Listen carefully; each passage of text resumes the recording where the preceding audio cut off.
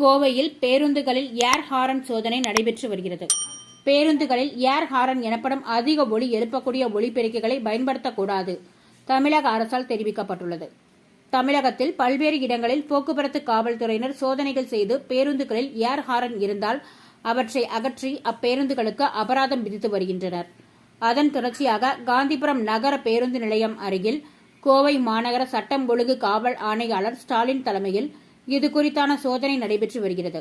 இந்த சோதனையில் பேருந்துகளில் இருக்கக்கூடிய ஏர் ஹாரன், மியூசிக்கல் ஹாரன்களை காவல்துறையினர் அகற்றினர். மேலும் ஏர் ஹாரன் இருக்கும் பேருந்துகளுக்கு 1000 ரூபாய் அபராதம் விதிக்கப்பட்டது.